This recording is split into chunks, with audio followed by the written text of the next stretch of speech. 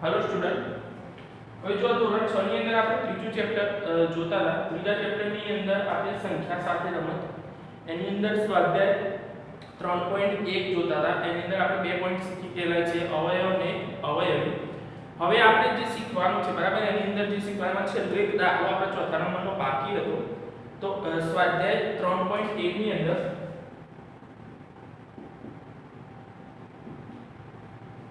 દાખલા નંબર 4. તો એની અંદર આપણે આપેલું છે કે 100 સુધીના 9 ના બધા અવયવી શોધો. 100 સુધીના એટલે 100 સુધીની સંખ્યા આવે ત્યાં સુધી 9 ના અવયવી લેવાના છે. કોના? 9 ના અવયવી.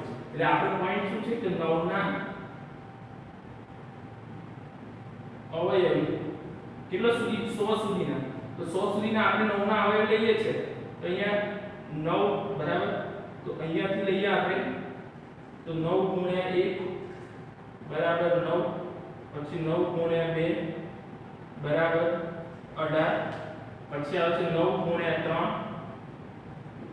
27, પછી આવશે 9 ગુણ્યા 4 36, પછી 9 ગુણ્યા 5 45, 9 ગુણ્યા 6 54, 9 ગુણ્યા 7 63, 9 ગુણ્યા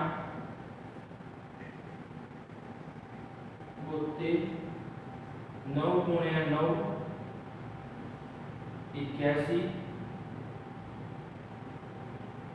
9 ગુણ્યા 10 90,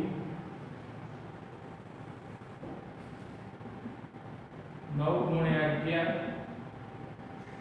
99. બરાબર 11 સુધી આપણે લઈ શકીએ. કે એની અંદર જે અવયવ હતા આપણે કે અહીંયાથી આપણે 100 સુધી 99 પછી આગળ જતા રહીએ તો આપણે અટકી જવું પડે. તો અહીંયા આપણે 100 સુધીના જ અવયવ લેવાના, અવયવી લેવાના હતા. તો કયા કયા અવયવી થાય છે આપણે એ લખીએ.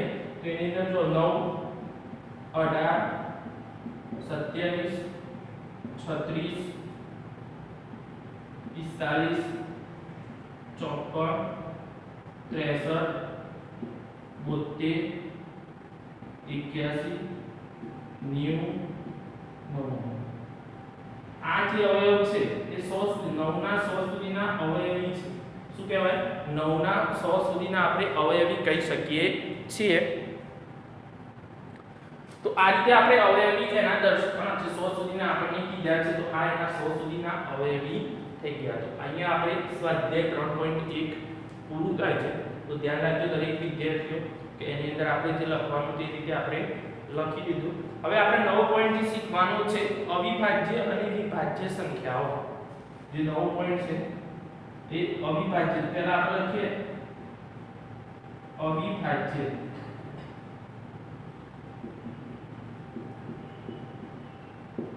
ધ્યાન રાખજો દરેક વિદ્યાર્થીઓ.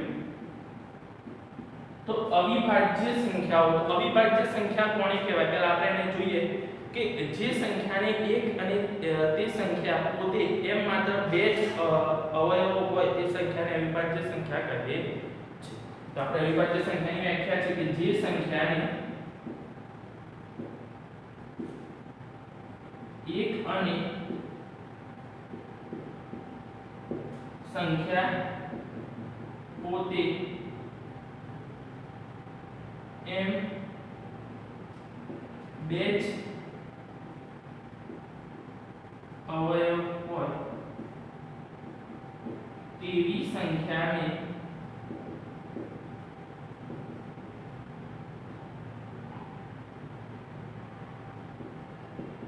અવિભાજ્ય સંખ્યા કહે છે. આ અવિભાજ્ય સંખ્યાની વ્યાખ્યા છે. તો ધ્યાન રાખજો એની અંદર ફરી એકવાર જે સંખ્યાને 1, તો આપણને ખબર છે કે દરેક સંખ્યાને ઓછામાં ઓછા બે અવયવ હોય. કેટલા હોય? બે અવયવ હોય. એક સંખ્યા પોતે અને એક હોય. બરાબર, એટલે કે બે અવયવ, સૌથી નાનો હોય અને સૌથી મોટો હોય જે લઈએ છીએ આપણે એ જ વસ્તુ. તો જે સંખ્યાને 1 અને સંખ્યા પોતે એમ બે જ અવયવ હોય તેવી સંખ્યાને અવિભાજ્ય સંખ્યા કહે છે. તો આ અવિભાજ્ય સંખ્યાની વ્યાખ્યા જે છે જેની અંદર આપણે લઈએ તો એની અંદર આપણને ખબર પડે કે અવિભાજ્ય સંખ્યા કઈ કહેવામાં આવે છે. હવે એની આધારે આપણે અવિભાજ્ય સંખ્યાની અંદર ખબર પડે છે કે અવિભાજ્ય સંખ્યા આપણે કઈ લઈ શકીએ છીએ. તો દાખલા તરીકે તો એવી કઈ સંખ્યાઓ છે કે આપણે જે લઈ શકીએ. દાખલા તરીકે એની અંદર તો એક અને માત્ર સંખ્યા પોતે બે અવયવ હોય તો 2 છે, બરાબર. તો 2 ને આપણે જોઈએ તો એક જે સંખ્યા છે એને તો એક જ અવયવ એક પોતે જ થાય, બરાબર. અને પોતે એક થાય અને નાનો હોય એટલે કે લઈ શકાતો નથી. તો અહીંયા આપણે 2 છે તો 2 1 તો આ એક થઈ અવિભાજ્ય સંખ્યા. પછી આવશે 3, બરાબર. પછી આવશે 5 7 11, બરાબર. આ જે બધી સંખ્યાઓ લીધી, બરાબર. આ દરેક વગેરે સંખ્યાઓ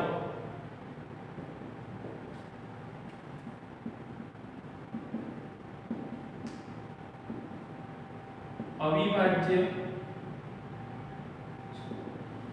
એટલે 2. જો 1 ને પણ 2 જ હોય, 1 2 અને 1, 3 ને પણ 2 1 અને 3, 5 ને પણ 1 અને 5, 7 ને પણ એ બધી સંખ્યાઓ હોય.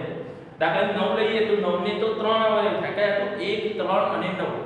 9 ના આપણે ભાગ પાડીએ તો એના અવયવ પાડીએ તો આપણને સંખ્યા મળી કે ખબર પડી જશે આપણને કે કઈ સંખ્યા આપણે લેવાની છે. તો એના પરથી આપણે જોઈએ તો એના પરથી અવિભાજ્ય સંખ્યાના 2 પોઈન્ટ આપણે મળે કે સૌથી નાની અવિભાજ્ય સંખ્યા. એના પરથી આપણને ખબર પડી કે સૌથી નાની અવિભાજ્ય સંખ્યા કઈ થશે. અહીંયા આપણને આપી છે કઈ થશે 2 થાય. કઈ થાય 2 થાય.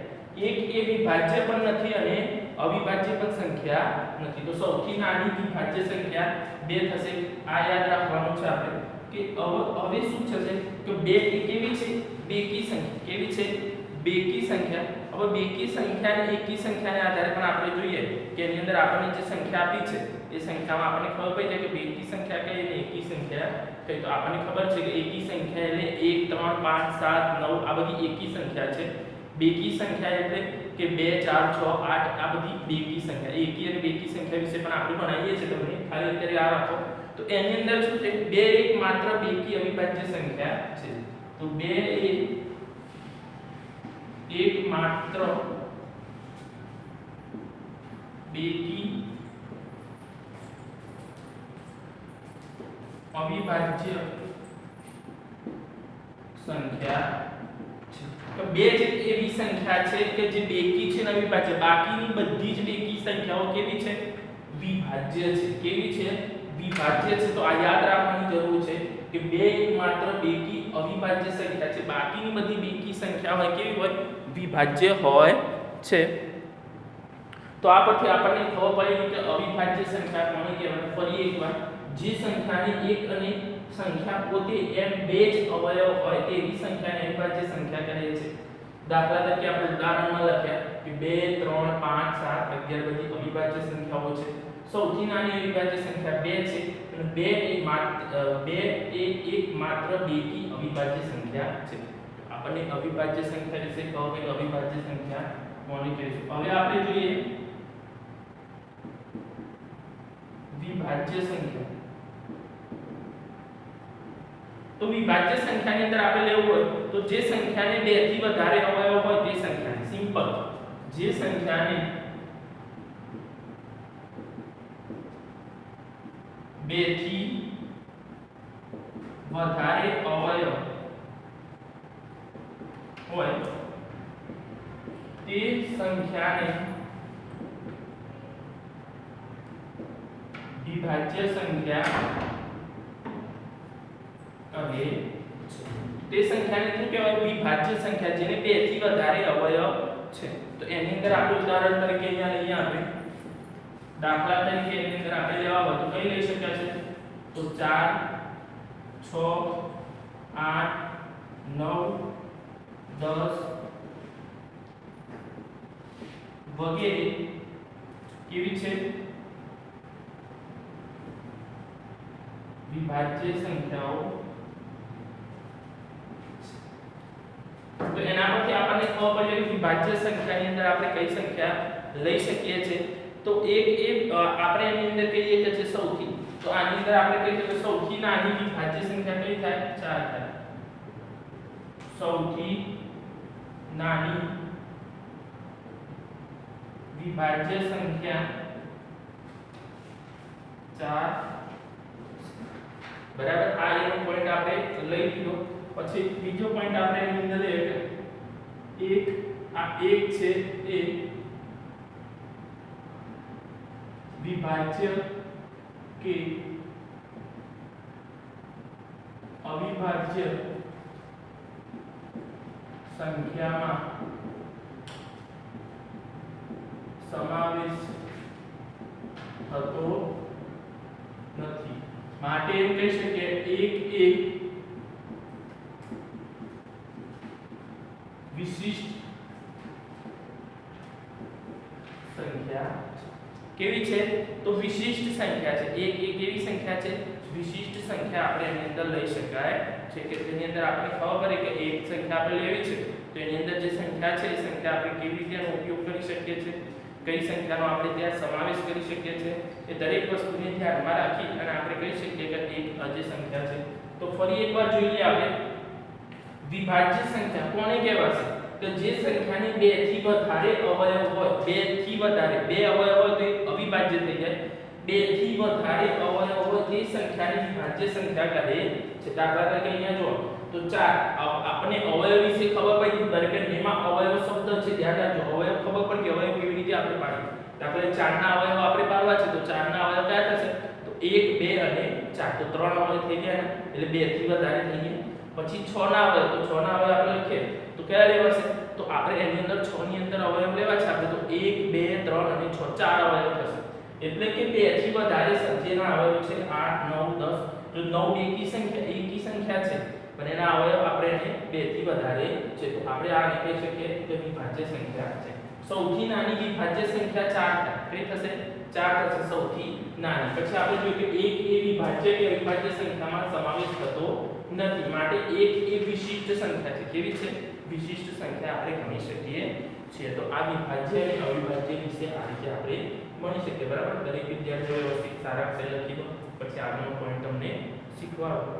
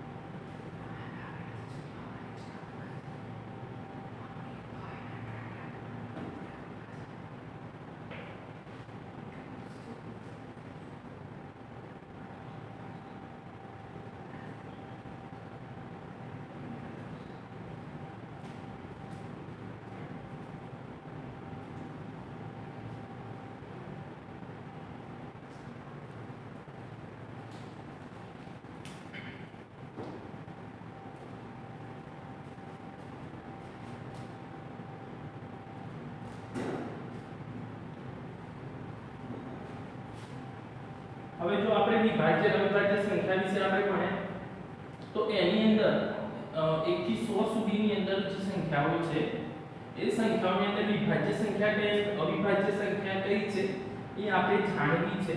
તો તમને સરળતાથી તમને શીખવાડું કે વિભાજ્ય કઈ અને અવિભાજ્ય આપણે કઈ સંખ્યા લેવાની છે તો આપણને ખબર પડી જશે કે એ કઈ સંખ્યાનો સમાવેશ આપણે કરી શકીએ। તો તમારે એને ઓળખવા માટે કેવી રીતે એને ઓળખી શકશો તમે કે આ વિભાજ્ય છે અને આ અવિભાજ્ય છે કે આપણને અત્યારે ખબર પડી કે આની અંદર 10 સુધીની સંખ્યા લઈએ તો 10 સુધીમાં આપણને ખબર પડે વિભાજ્ય કઈ છે ને અવિભાજ્ય કઈ છે।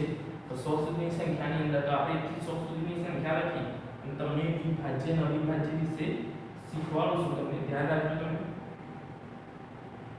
આવી જાવ સરળતાથી આપણે એને શીખી લઈએ। તો એની અંદર જો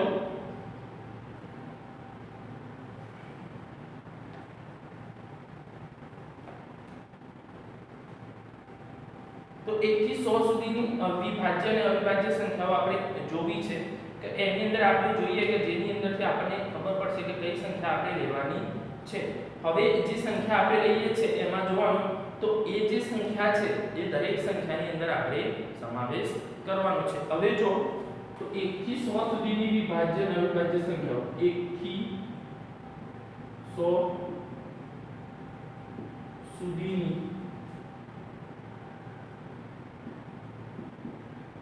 વિભાજ્ય અને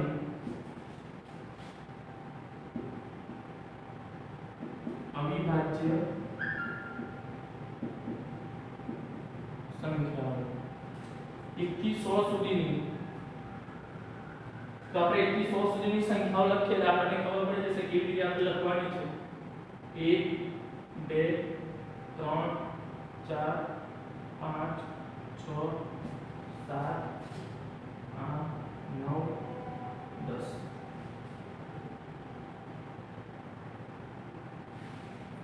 12 13 14 15 16 17 18 19 20 21 22 23 24 25 26 27 28 29 30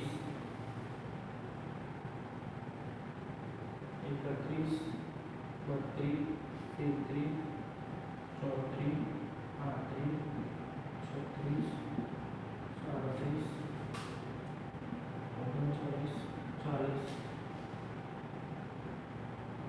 41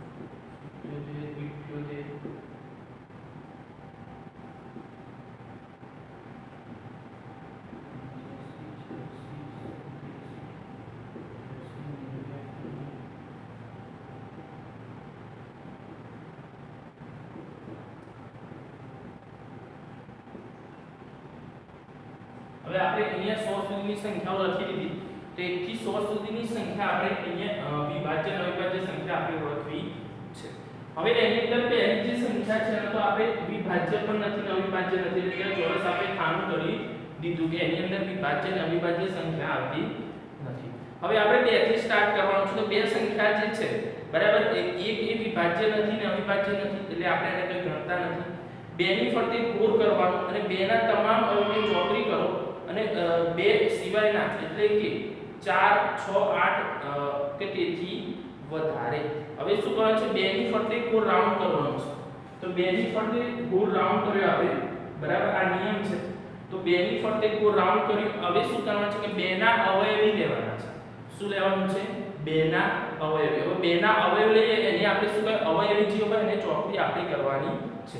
તો બે ના અવયવી તો 3 નથી થશે 4 થશે તો 4 ની ફરતે 6 8 10 આ બધા બે ના અવયવી છે ધ્યાન 14 16 18 20 એક એક છોડીને લખીશું ને બેનો ઘડિયો આપણે અવયવની અંદર લઈએ 22 24 26 28 30 32 34 36 40 42 43 44 46 48 52 53 54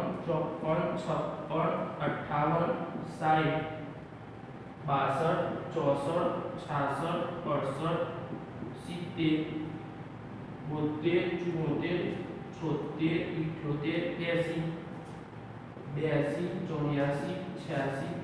72 73 74 85 86 88 અને તો 2 ની આપણે શું કર્યું તો ધ્યાન રાખજો 2 આપણે વાળા પરથી એક સંખ્યા તો 2 લેવાનું તો 2 ની ફરતે ગોળ રાઉન્ડ કરવાનું અને 2 ના જે પણ અવયવી છે એ અવયવી એટલે 2 નો કર્યો તો 2 ના આપણે અવયવી સંખ્યા છે અસંખ્ય છે કેવી છે અસંખ્ય તો 2 ના જે અવયવી હતા એના ફરતે આપણે ગોળ રાઉન્ડ કરી દીધું ખબર પડી હવે આપણે શું લેવાનું છે તો 3 લેવાના કેટલા લેવાના તો 3 તો 2 પછી 3 આવે તો 3 ની ફરતે આપણે ગોળ રાઉન્ડ કરી દીધું શું કરી દીધું ગોળ રાઉન્ડ હવે આપણે લેવાના છે એ 3 ના અવયવી લેવાના છે શું લેવાનું છે 3 ના અવયવી તો 3 ના અવયવી એટલે 3 * 3 3 * 6 તો આવી ગયું બરાબર તો જે આઈડિયા છે એને આપણે લેશું ફરીવાર રિપીટ કરીશું નહીં બરાબર તો એ થઈ ગયું હવે આપણે શું લેશું 3 * 3 3 * 6 3 * 6 3 * 9 તો એની ચોકડી કરી દો આપણે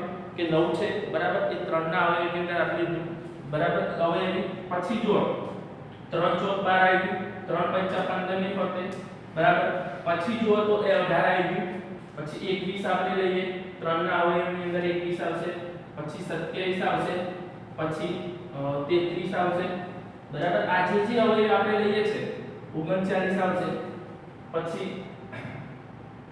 45 આવશે પછી 3 ના અવયવની અંદર જે સંખ્યા આવતી હોય એ સંખ્યા આપણે લેવાની 51 આવશે બરાબર પછી 55 3 તો 55 નહીં આવે 2 7 57 આવશે બરાબર જે સંખ્યા આપણે આવે છે એ સંખ્યા આપણે લેવાની છે બરાબર તો એ 57 આપણે લઈ લીધા પછીની જે સંખ્યા આપણે લઈએ છે તો એ ધ્યાન રાખવાનું કે કઈ સંખ્યા કેવી આપણને આવે છે તો 3 ના ઘડિયાની અંદર આપણે લઈએ તો એ સંખ્યા આપણને ખબર પડી જોઈએ તો કેવી રીતે આપણે સંખ્યા લેવાની છે તો આપણને એ સંખ્યાનો અંદાજ આવી જશે કે ચલો આ સંખ્યા આપણે આ રીતે લીધી તો એ સંખ્યાને આપણે આ રીતે લઈ શકાય છે તો આ રીતે તમારે સંખ્યા જો મેં અહીંયા તમને શીખવાડ્યું કે જે રીતે આપણે લીધી છે એ સંખ્યા તમારે લેવાની છે તો વારા પરથી એક એક સંખ્યા લેવાની તો 3 ના ઘડિયામાં કઈ સંખ્યા કેવી રીતે આવે છે એ સંખ્યા તમે લઈ શકો છો પછી જો 3 નું પૂરું થઈ જાય જ્યાં સુધી આપણે 3 ની સંખ્યા લીધી છે એ 3 સંખ્યાની અંદર અહીંયા આપણે પૂરું થઈ જશે પછી આપણે લેવાની છે કે જે સંખ્યા લઈએ છે એ સંખ્યા તમારે લેવાની તો એ સંખ્યાથી આપણે જો અહીંયા 3 આવશે પછી અહીંયા 3 લેવો હોય તો 3 થી આપણે જે સંખ્યા લેવી છે એ સંખ્યાને આપણે લઈ શકીએ છે પછી અહીંયા 3 આવશે બરાબર પછી જે સંખ્યા આવે છે જોઈ લેવાની આપણે તો કઈ સંખ્યા આપણે લઈ શકીએ છીએ બરાબર તો એ સંખ્યા અહીંયા 75 માં આવશે બરાબર તો એ જે સંખ્યા આપણે લઈએ છે મધ્યાતા કોણ તો કઈ સંખ્યા આપણે પછી 81 ની અંદર આવશે 3 બરાબર પછી 3 અહીંયાથી લઈએ આપણે તો 3 * 6 2 એને આવે 3 * 6 2 એ પણ નહીં આવે 3 * 6 અને 2 આવશે અહીંયા પછી સંખ્યા જે આપણે આવે છે બરાબર એ સંખ્યા આપણે 90 આવશે 95 નહીં આવે 97 નહીં આવે 99 આવશે તો આપણે આ 3 ના અવયવી જેટલા આવતા હતા એટલા આપણે લઈ લીધા છે હવે શું કરવાનું તો 5 લેવાના શું લેવાનું 5 લેવાના 4 તો આવી ગયા એટલે 4 ને આપણે ધ્યાનમાં લેશું ને હવે 5 ની ફરતે ગોળ રાઉન્ડ કરવાનો પછી 5 ના જે અવયવ હોય એને આપણે શું કરવાનું છે એ જે સંખ્યા છે એની ચોકડી કરવાની શું કરવાની ચોકડી કરવાની પછી 6 તો આવી ગયા પછી 7 લેવાના એ રીતે એક એક સંખ્યા તમારે લેવાની અને પછી અવયવ આ રીતે આપણે સમજાવવાના રહેશે ફરી એકવાર જોઈ લો તમે કે એની અંદર કેવી રીતે આપણે લેવાનું છે